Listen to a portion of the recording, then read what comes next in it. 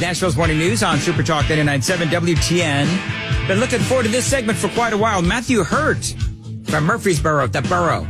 He is joining us in studio. Usually you're on the phone, live from Washington, D.C. somewhere, but you're from Murfreesboro. And you are Grassroots political analyst, and I think you do a great job at that. And so I was excited to have you in. So welcome to our studios. And you were here in 2009, apparently, with Phil Valentine. Johnny remembers you. Yeah, that was such a great experience then. And then I remember there was this alternative talk show on the weekends that I came in and did a couple of times with my best friend when I was at Middle Tennessee State University. But it's great to be in the studio. It's great to see Johnny B there in the booth. And it's great to be with you, Dan. You know, it's amazing. Johnny can attest to the fact that you were here in 2009. Our equipment is just the same. I think I was on this mic.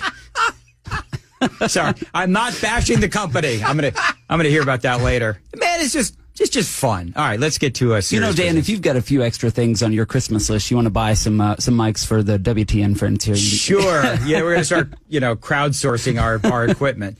So there's a lot that I want to throw at you. Now, first of all, and we did talk about this in the 5. People are asking me, why aren't you talking about the Senate staffer caught doing X-rated porn in the Senate room? Well, it's because we got kids listening in the car, and so I didn't want to dwell on it. I did do it in the 5 o'clock, but I do have to talk to you about this because it's one of the stories that everybody's talking about. So a Democrat Senate staffer, in case you folks don't know, he was a Senate staffer for Maryland Democrat Ben Cardin. So he filmed himself, X-rated kind of a video, having sex, gay sex, in a Senate hearing room. And this is a rather storied room because this is where Supreme Court justices, among other things, where Supreme Court justices go through their confirmation hearings. And for whatever reason, dude's got some sort of a weird fetish where he filmed himself doing this. It was empty. And then he either posted it online or shared it online with a group of other, and I'm air quoting here because this is what everybody's talking about, gay people in politics. It's just how they talk about it. So what is your initial thought on this? Because the guy is now trying to present himself as some sort of a victim, which is astonishing. But give me your first blush on this. The first thing that I think a lot of your listeners should consider is that Washington, D.C. is essentially run by 20-somethings. Almost everybody who works in a Senate office, in a House office, even in the White House and dozens of agencies, they are fresh out of college. They are 22 to 35 years old. And their brains still haven't been fully formed yet at 22, 23, 24. And that in conjunction with, I think, the progressive culture war that we see across the country and especially in Washington, D.C., it now becomes permissible to engage in something like this in a Senate hearing room. And then the young man goes on to LinkedIn, which is a place I spend a lot of time because I help conservatives find jobs at conservativejobs.com. And he goes and makes this half apology and says that he's the victim. Now, if you have ever heard a politician make an apology for a mistake or back off something that he or she said that was incorrect, this was Communications 101 wrong, what this young man did. Let me read for folks what this guy said. By the way, he's Aiden Mace Szyropski, whatever, posted online. He says, "This has been a difficult time for me as I have been attacked for who I love to pursue a political agenda." And as I said in the 5 o'clock hour, dude, you're not being attacked for who you love. It's where you did it and that you filmed it. And then you shared it amongst your group of friends and then thought that it would be a good idea to share it and then play the victim card. It is insane. Well, and the other layer here is that the other gentleman in the video allegedly is a German citizen. And so now it's, is there a visa consideration, whatever else is going on. So it's certainly, it is disconcerting. I go into the office every day, except days when I'm here with you in the studio, Dan, and I go into work and I do my job and I leave the office. And then that's what I do. And I don't understand why it's so hard, especially in Washington, D.C., for people to just do their job for the future of this country. You know, there are important issues on the line in the Senate and in the House and in the White House. And the Democratic Party is parading the most bizarre group of individuals out on the White House lawn. I mean, so you've got this story. You've got the non-binary drag queen, Sam Brinton. I talked about this in the 5, who ended up stealing all of the women's luggage. And he was part of the Biden administration, part of the agency that handles nuclear waste. You've got Gold Bar Bob Menendez, the senator who clearly, as everyone knows, is rife with corruption. We all know what's going on with Hunter Biden. Earlier, I told you about Ashley Biden, Joe Biden's other child, daughter, who is also behind on her taxes.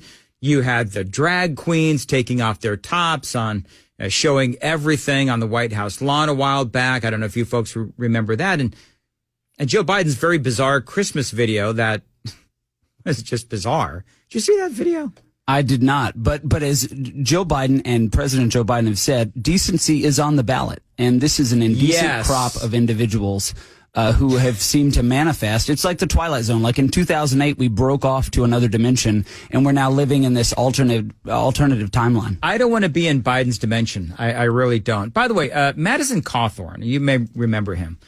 This quote is seemingly getting a lot more relevance these days. Look at all these people. A lot of them that I've looked up to through my life. I've always paid attention to politics, guys. That then all of a sudden you get invited to, like, well, hey, we're going to have kind of a sexual get together at one of our homes. You should come. And I'm like, what did you just ask me to come to? Yeah. And then you realize they're asking you to come to an orgy. Yeah. Or the fact that, there's some of the people that are leading on the movement to try and remove, addiction in our country. And then you watch them do, a key bump of cocaine right in front of you. And people mocked him incessantly for that. And I never did. I covered the story, but I thought, well, he's got to either name names or something. But is there any truth to, now that we know what happened in that Senate room, is that quote more relevant than ever these days? Or is it just this is an isolated incident? When Madison Cawthorn said that and then tweeted about it, a lot of people in D.C. recoiled. And I thought to myself, this is pretty interesting. We'll see if he's able to name anybody. And I think in the process of talking about that initial allegation from then Congressman Cawthorn, Eddie listed some names, but then it becomes, we dive into these conspiracies where is Madison Cawthorn? What is happening on New Jersey Avenue or something happens and he winds up missing? I don't know. I tend to believe that the conspiracy track is the most difficult track to follow, just because government isn't that competent anyway. So it usually is a series of unfortunate mistakes. But I don't know what is happening here. But it certainly seems like there are people in government who are doing things that are really unethical and misplacing the trust of the American people. So, Matthew, how long you're from Murfreesboro, and just give like the 2 minutes, if you can, synopsis of how you ended up working there within Washington, D.C. So 2 big things happened in my life. I attended Green Hill Baptist Church on Burnt Knob Road in the Blackman community. And in 2006, there was a guy there named Jim. He's since passed away. And he said, somebody ought to run for county commission in Rutherford County. And he said, and I'm too old and too mean to do it. So, Matthew, you should do it. And I was the oldest in the youth group, so a lot of responsibility fell to me. So I ran for county commission in Rutherford County. I came within 92 votes of defeating a 16-year incumbent at the time. And then I got involved on campus at Middle Tennessee State University. I was involved in both the Catholic and Protestant pro-life groups. I had a radio show on 88.3 WMTS Murfreesboro for a number of years. I was involved in student government. I made the headlines quite frequently and tagged along with a couple of state reps and state senators here in Nashville. I met great people like Bobby Petray and others who are fighting for conservative principles. And then as I was graduating Middle Tennessee State University in 2009, a lot of my friends went to law school. And most of them are no longer practicing law now. I took the LSAT, I applied for law school, and I got a job offer from Leadership Institute, which teaches conservatives how to organize, how to run for office. We've got a great group, Francis Arthur and the Teen Eagles here in the mid-state, hundreds of young people who are learning how to run and win or make change in their communities. So that's what I do all day, every day now, is teach conservatives how to organize, either on the battlefield out there for elections or in their professional space, so they don't make ridiculous mistakes like what we saw last week in the Senate. Yeah, and so that must have been quite the the culture shock for you going from, the Blackman area there in Murfreesboro to Washington, D.C. And so I'm assuming you were raised a certain way, like most conservatives are. You get out there and it's like, oh, my Lord. No wonder D.C. is so screwed up. You've been in D.C. for how long? Since 2009, so 14 years. So you've been in D.C. 14 years. Has it gotten worse over time? It's definitely gotten stranger. And I think that, when I moved up there, I never lived further than 15 minutes from my parents. I went to the college in town where I grew up. I went to, Blackman High School. I was a tutor at Hobgood Elementary for a time. And so I only knew the town. When I moved up to Washington, D.C., now the good thing about that is because the city is run by 20-somethings, there's a new wave of 20-somethings coming in every semester or every year, and you do make good friends. And so when I joined the team at Leadership Institute in Arlington, Virginia, I still know the people that I started with, people like Patty, who's moved on, and my vice president, David, and many, many others who built out a community where most people are moving from other parts of the country. They don't know anybody yet. And so there was a family there, of people who shared my conservative principles. So is there any hope for the Republican Party? I got to ask. I mean, there's so much going on, and there are times when I, as a unapologetic conservative, I get a little down in the dumps because it just feels like we're outgunned. We're outgunned by the media. We're outgunned within, the elections as far as being outplayed by ground game. And I also, have concerns about the credibility of elections. So go. What do you think about all that? Yeah. So look, I'm a unit committee chairman. I'm a county Republican Party chairman in Arlington, Virginia, where 80% of my neighbors living and dead voted for Joe Biden in 2020. And I think that it is up to us, the people listening to this program today or who will listen to it in the future. All it takes for someone to make a difference is to show up an hour a month or a couple of hours a week, or to knock on doors for a candidate that they like, a principled candidate that they like. I came into the Republican Party from the Ron Paul movement, so I'm a small L libertarian. That scares a lot of people. And what I found at that time was that the Republican Party and the Democratic Party don't have a set of principles. They are vessels through which the principles of the people who show up are expressed. And so in 2016, the Republican Party looked like the Donald Trump Party. In 2010, the Republican Party looked like the Tea Party. And so it goes to the people who show up. In politics, the victory goes to the people who show up. And even in a place like Tennessee, I'm looking at Rutherford County now, which is reliably Republican, but maybe not for long, because there is leadership in the county, at the county level, who just aren't doing the jobs. And now I got to get out of here. So we got that flight out of DCA this morning, but it is so important. And your listeners are balancing their jobs. They want to make the mortgage. They want to get their kids to school. They want to plan for retirement. They want to leave something for their posterity. And I'm talking more and more to people who are 50, 60, 70 years old who said, look, I've built a business for 30 years and I'm just now paying attention to politics, and it is a mess. It's funny. I hear that all the time too, where they just started, listening. And I'm proud to say we have new listeners all the time, and they are shocked by the mess. Let me very quickly, John, I need some audio. I'm going to play this piece of tape from Donald Trump. This is, again, one of those things that people are talking about today, where he was talking about illegal immigration. They're poisoning the blood of our country. That's what they've done. They poison mental institutions and prisons all over the world, not just in South America, not just the 3 or 4 countries that we think about, but all over the world. They're coming into our country from Africa, from Asia, all over the world. So the former president uses this term blood poisoning. I've seen 2 different reactions. I have both of these reactions. People are horrified, but other people believe that maybe he's doing this on purpose.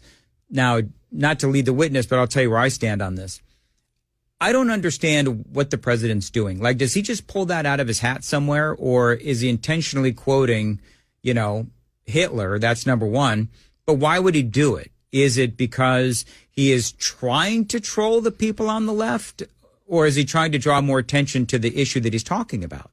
You know, you had a text in the last hour from someone who promoted this conspiracy that Donald Trump said he read Mein Kampf in college and it's informed everything. That it easy to dispel that myth. Yep. And in fact, if you hear something that sounds too good to be true, you should take a minute or two to look it up yourself. It took me probably 10 seconds to Snopes it. I was on the interstate when you were talking about it. Yeah. And I was like, this is only going to take 3 or 4 minutes for Dan to be able to fact check this. It was very easy. And so is Donald Trump, does he use inflated language? Does he use, imagery that is supposed to strike at the emotions of his supporters?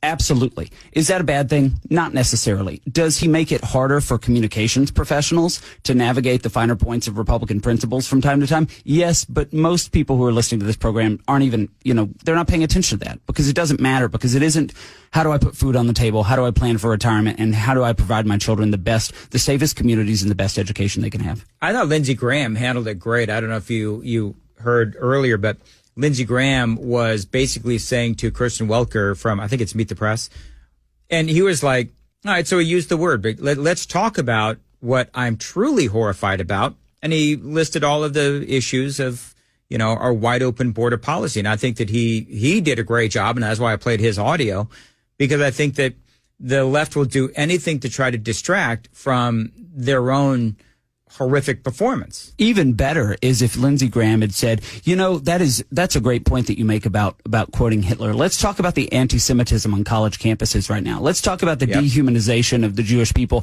on college campuses is exactly what Hitler did, is what they're doing at Harvard and MIT and UPenn. And then put them back on their heels. It looks like that issue at Harvard and MIT stalled out last weekend, and those presidents aren't moving right now. But it is stunning. Republicans and conservatives and even the grassroots have to be aggressive like Donald Trump, have to go on offense and know the talking points. We cannot apologize for our positions and answer the premise of the question that's on ABC, NBC, the big national outlets.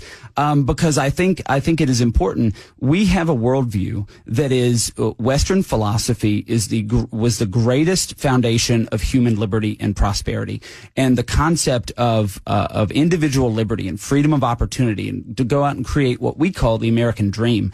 And Americans have to fight for that. It is, President Reagan said, it is not guaranteed. It's not handed down to the next generation. We have to fight for this, and that's why I do things like this. Is why I love waking up early and coming into the studio, and it's why I do the work at Leadership Institute, and why I stay in touch with all these conservative activists I met when I was getting my start here in Middle Tennessee. So do you look forward to going back to Washington, D.C. when you spend a few days here and now you got to go back? I left before Nashville got big in the Bachelor and Bachelorette party sense. It was still a little gritty, and now it feels a little bit like Las Vegas to me. And I think a lot of locals probably feel the same way too. There was that robbery in East Nashville that we heard about. I was robbed at gunpoint and tied up in Mount Juliet back in 2005. Wow. But now, these crime issues of quality education and crime and opportunity are coming to our cities. And I come back and I see my family. I'm back about once a month. Okay. And I see everyone, and it's great to see them.